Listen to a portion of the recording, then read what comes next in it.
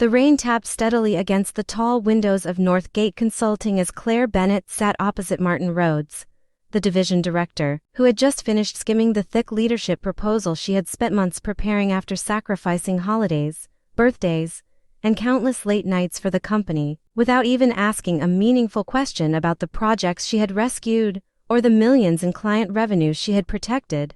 Martin calmly folded the document, slid it aside, and said, "Claire, your dedication is appreciated,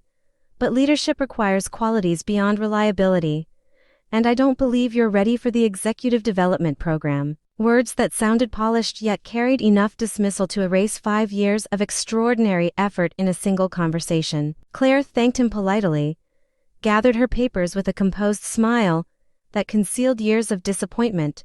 and quietly left the office while replaying every achievement that had somehow become invisible to the people who benefited from it every day. As she sat alone inside her car overlooking the crowded business district, she made a decision that felt strangely liberating rather than emotional, promising herself she would stop solving problems nobody officially assigned to her and allow everyone to discover exactly how dependent the organization had become on work they had never bothered to recognize. Over the following week, Claire transformed her routine without breaking a single company policy, arriving precisely when her contract required, leaving exactly on time, and focusing only on responsibilities clearly listed in her role instead of constantly rescuing departments that failed to organize themselves. Colleagues wandered over to her desk expecting the usual miracles whenever software failed, client schedules collapsed, or supplier disputes threatened important contracts. But instead of rushing to fix everything, she calmly redirected each issue to its proper owner, while politely reminding everyone that every procedure had already been documented in the extensive manuals she had written over the years. The office atmosphere gradually shifted from comfortable confidence to barely controlled panic as small mistakes multiplied into major disruptions. Because nobody truly understood the complex operational framework Claire had quietly built behind the scenes, managers who once praised teamwork while accepting credit for her ideas suddenly discovered that impressive presentations meant very little when they could no longer answer clients' detailed questions, interpret technical workflows, or coordinate urgent projects without the person who had originally designed every successful system. Away from work, Claire rediscovered a version of herself she had almost forgotten, spending evenings helping her teenage son Noah prepare science projects, cooking proper family dinners instead of ordering takeaway, and taking long walks that replaced constant work calls with genuine conversations. One evening, Noah smiled and asked, "Mom, are you changing jobs or just changing your life?" And Claire realized that although she had not yet chosen either path, reclaiming her time already felt like the first real promotion she had received in years.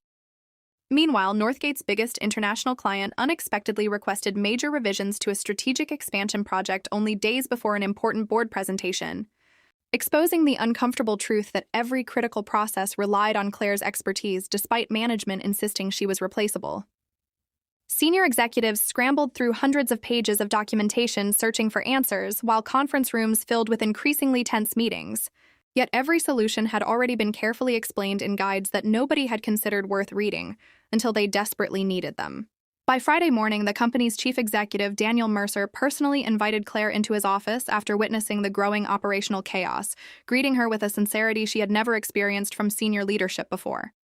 Instead of making excuses, he admitted that the organization had failed to appreciate the value of invisible leadership and openly asked what it would take for someone with her knowledge, judgment, and loyalty to continue building the company's future, instead of taking those talents elsewhere.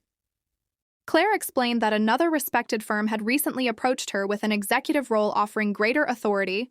improved compensation, and more importantly, a workplace where strategic thinkers were recognized before a crisis rather than after one.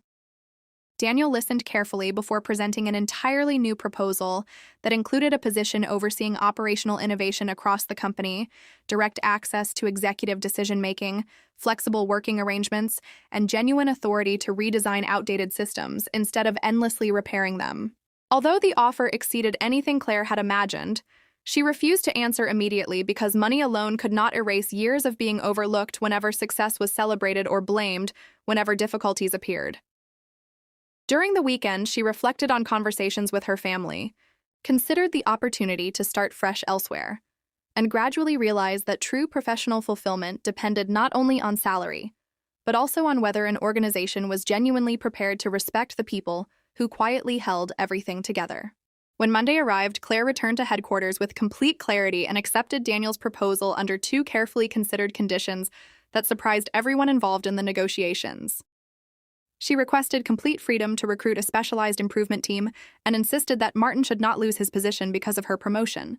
explaining that meaningful leadership solved broken systems rather than chasing personal revenge, even when past treatment might have justified resentment. The announcement spread rapidly through every department, and employees who had previously overlooked Claire suddenly recognized how many successful projects, satisfied customers, and efficient processes had quietly depended on her judgment for years without proper acknowledgement. Rather than using her new authority to embarrass former managers, she introduced transparent reporting structures, encouraged collaborative leadership, rewarded overlooked talent, and created detailed mentoring programs so that no employee would ever again become indispensable simply because nobody else had been encouraged to learn. Months later, Northgate Consulting had become stronger than ever because knowledge was shared instead of hidden. Leaders earned recognition through action instead of appearances, and Claire had transformed an unhealthy workplace culture into one built upon trust, accountability, and genuine appreciation for every contributor regardless of job title.